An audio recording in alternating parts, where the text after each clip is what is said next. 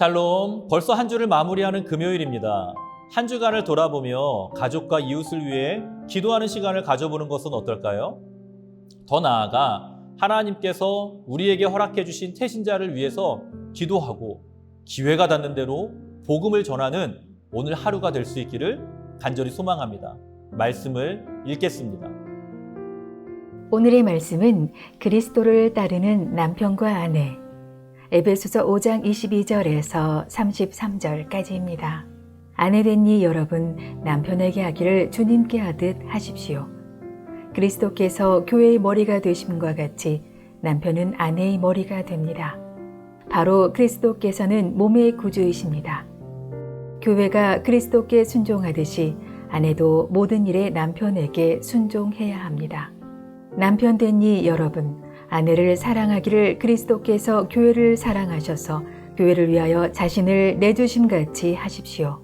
그리스도께서 그렇게 하신 것은 교회를 물로 씻고 말씀으로 깨끗하게 하여서 거룩하게 하시려는 것이며 티나 주름이나 또 그와 같은 것들이 없이 아름다운 모습으로 교회를 자기 앞에 내세우시려는 것이며 교회를 거룩하고 흠이 없게 하시려는 것입니다. 이와 같이 남편도 아내를 자기의 몸과 같이 사랑해야 합니다. 자기 아내를 사랑하는 것은 곧 자기를 사랑하는 것입니다. 자기 육신을 미워한 사람은 없습니다. 누구나 자기 육신을 먹여 살리고 돌보기를 그리스도께서 교회를 그렇게 하시듯이 합니다. 우리는 그리스도의 몸의 지체입니다. 그러므로 사람이 부모를 떠나 자기 아내와 합하여 그 둘이 한 몸이 되는 것입니다. 이 비밀은 큽니다. 나는 그리스도와 교회를 두고 이 말을 합니다. 그러므로 여러분도 각각 자기 아내를 자기 몸같이 사랑하고 아내도 자기 남편을 존중하십시오. 오늘 본문에서는 가정에서의 아주 실제적인 교훈을 우리에게 주고 있습니다. 바로 남편과 아내가 서로에게 어떠한 마음과 자세로 섬겨야 하는가에 대한 교훈입니다. 첫 번째 단락인 22절에서 24절까지에서는 아내들에게 권면합니다. 복종하기를 주께 하듯 하라 라고 말씀하죠. 그리고 남편은 그리스도로 아내는 교회로 비유하면서 교회가 그리스도에게 하게 하듯 아내가 범사에 남편에게 복종할 것을 권면합니다. 두 번째 단락인 25절에서 28절까지에서는 남편들에게 권면하면서 아내 사랑하기를 그리스도께서 교회를 사랑하시고 그 교회를 위하여 자신을 주심같이 하라라고 이야기합니다. 그러면서 아내를 사랑하는 자는 자기를 사랑하는 것이다 라고 성경에서 이야기합니다. 마지막 단락인 29절에서 33절까지의 말씀에서는 부부가 한 육체가 될 것인데 이것이 단순히 부부의 이야기가 아니라 그리스도와 교회에 관한 이야기이고 말씀이고 교훈이라고 우리에게 설명해 줍니다. 오늘 본문의 내용을 통하여 얻을 수 있는 교훈은 명확합니다. 부부가 한 몸을 이루고 있는 것이 마치 그리스도와 교회가 하나임과 같다라는 것이죠. 5월 가정의 달에 큐티 말씀을 통해 부부에 대한 교훈과 부모와 자녀들에 대한 교훈을 나눌 수 있는 것이 하나님의 은혜입니다. 또한 내일은 나라에서 법정 기념일로 정한 부부의 날이에요. 오늘 이 말씀을 통해 부부관계를 넘어 그리스도와 교회의 관계를 깊이 묵상할 수 있기를 간절히 소망합니다. 오늘 본문을 통해 얻을 수 있는 교훈은 두 가지죠.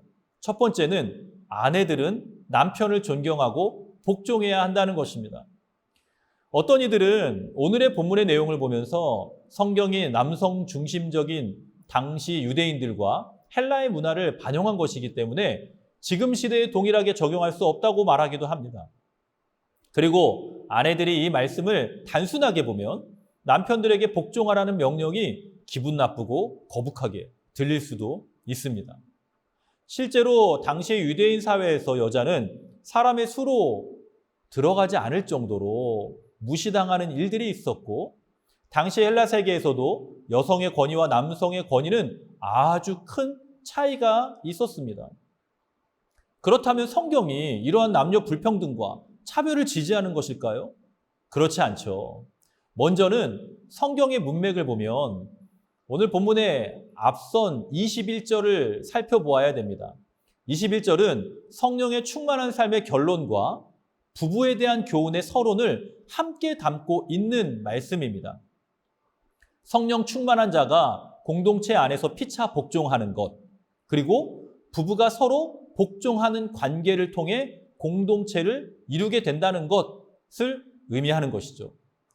그래서 피차 복종하는 관계가 교회 공동체뿐만 아니라 부부의 관계 안에도 적용이 되는 것입니다.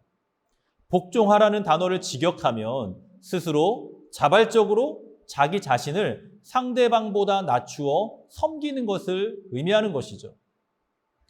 유대인이 가지고 있었던 문화 때문이 아니라 어떤 사회적 지위에 따라서가 아니라 힘이 약해서가 아니라 하나님이 세워주신 가정 안에서 배우자이기 때문에 자발적으로 나를 낮추고 순종하는 자세를 갖는 것입니다.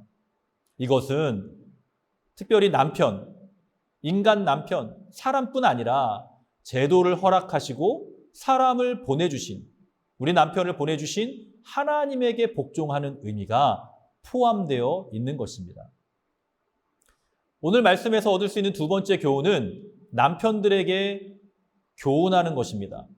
남편들에게 이야기하면서 아내 사랑하기를 그리스도가 교회를 사랑하듯 하라는 말씀입니다.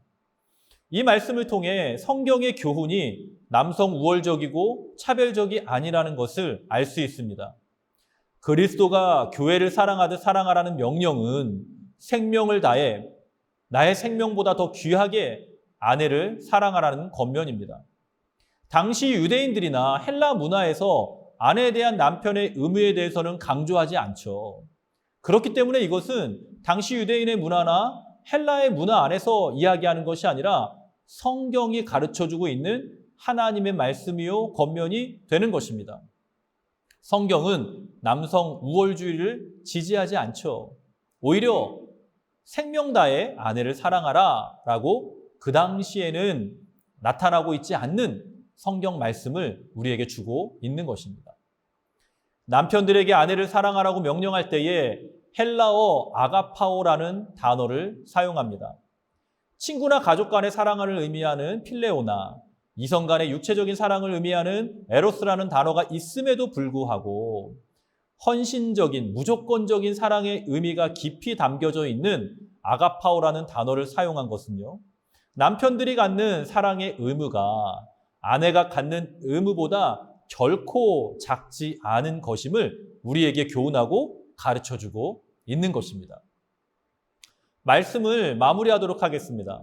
성경에서 가르쳐주는 부부의 관계와 의무는 우리의 가정을 어떻게 이루어가야 하는가를 잘 보여주는 말씀입니다.